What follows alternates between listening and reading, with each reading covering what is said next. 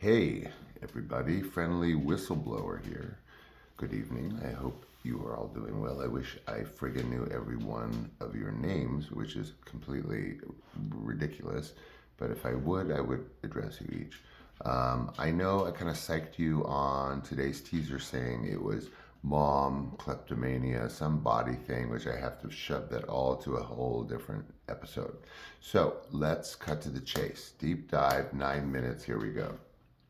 You've all heard about child stars, and you've all heard about everything from Home Alone to whatever, long extended court things, parents, guardians.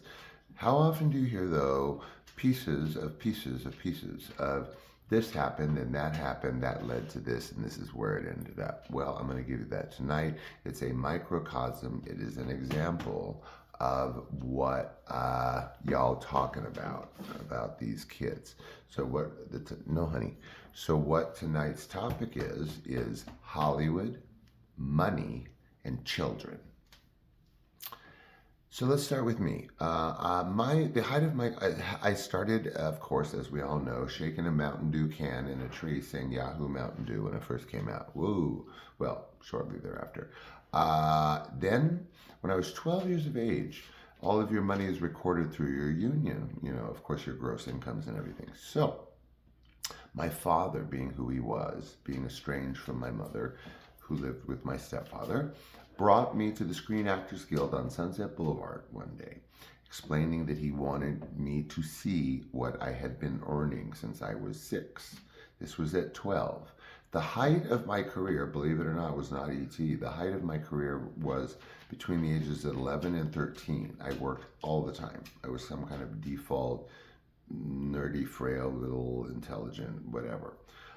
So at that time, at 12 years of age, my 1978, I would guess, my father brought me to the Screen Actors Guild, and he went into the billing accounting, and he took out the ledger. The young lady offered him the ledger, and he found me, and he showed me a line item, and he pointed at it with me right there, practically pointing my finger on it, and he said, "See, this is what you have earned." And to date, that had been $37,200. I was 12. I started at 6. Do you know what $32,000 in 1978 was? Do the math. It's a real easy Google. Quite a bit of money. Quite a bit. 32,000. So, he showed me that. It lied dormant in my head forever. Come to find out, let's say in the midst of, and certainly afterwards, I became aware of the following. My stepfather first was the breadwinner. I was not living in any lap of luxury from that 32,000 because it was sitting in a bank, in an account, okay? So we were living off my stepfather's surgery earnings, which he squandered on drugs, but that's a long story. Oops, I wasn't probably supposed to say the D word, but anyway. So that's the life I lived, was his salary, or not his business, his practice, as they say. So I do ET, 12, I have that money, right? ET comes a couple years later. My mother takes, again, theme of the teaser, kleptomaniac mom. Well, I'm talking about kleptomania in Hollywood vis-a-vis minors. My mother took that $32,000 and after renting a couple of places with my stepfather, decided on a home in West Hollywood, actually in a historic preserved area of West Hollywood, Sunset and Fairfax. And so that home was purchased for $60,000 with $32,000 down. There you go. So that was her home, essentially, with my stepfather. My stepfather paid the mortgage on it for a while. I don't know, $275, $600, whatever ridiculous amount it was. My stepfather and my mother came to a conclusion of sorts, and he wanted his share of the home because he had paid this $275 a month mortgage for several years.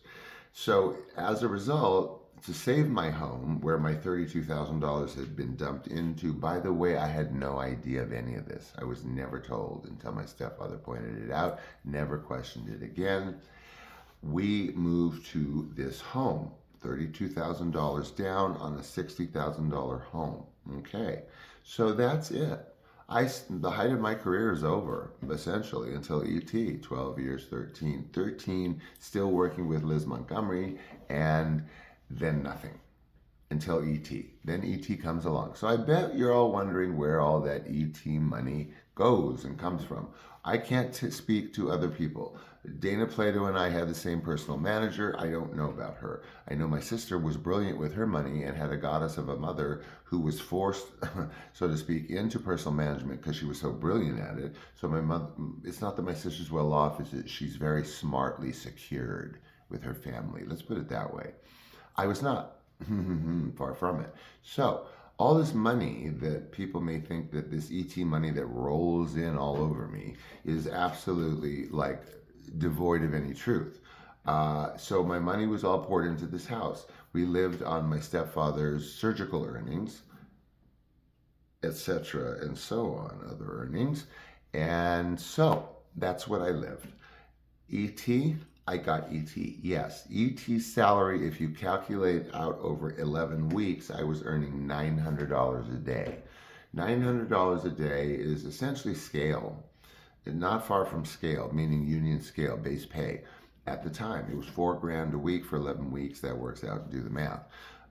Then there are what you probably heard of as residuals.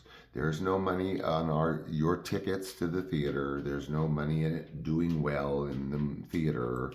The money only left to the actors, aside from the movie star actors, is union negotiated residuals. Basically, at the time, television. Like if it aired on TV, big deal, right? And then that's kind of it until it kind of goes to fancy DVDs and whatever, which is eons later. So what rolls in from ET, to be perfectly frank with you, is two separate checks, $50,000 initial after the $1,000 bonus that I got from Universal after it made $400 million. First check, $25,000. Second check, $25,000. So two major checks divided into 25. Okay, great. Guess what? My mother decides that it's time to refinance the house and build a studio house in the back of our house. So there goes that 50 grand, right? Slowly trickles away. So now I have nothing. So now we're living on my dad. Oh my God. Boo-hoo. No, my stepfather's surgical earnings, which are dwindling because of what he's doing on the side. My mother's working 3 jobs as a wardrobe stylist and overworking herself to the point where no one wants to hire her in a few years because she's having to send people to do her work because she's all over the place. So that's where the money went, guys. After the two $25,000 residuals, from its first airing on television. This was no movie bonus or anything. It first aired on television, big deal, 25,000, 25,000, oh, happy day.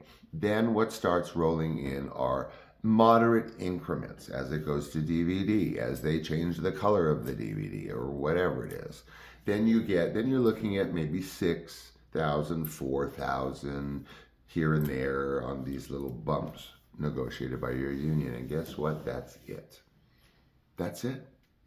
There's nothing else. I still maybe get, I don't know, I did emergency in Ancient Series. So I get maybe, I don't know, 17 cents, 0 cents on that.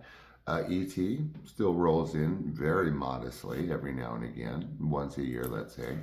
That's it, folks.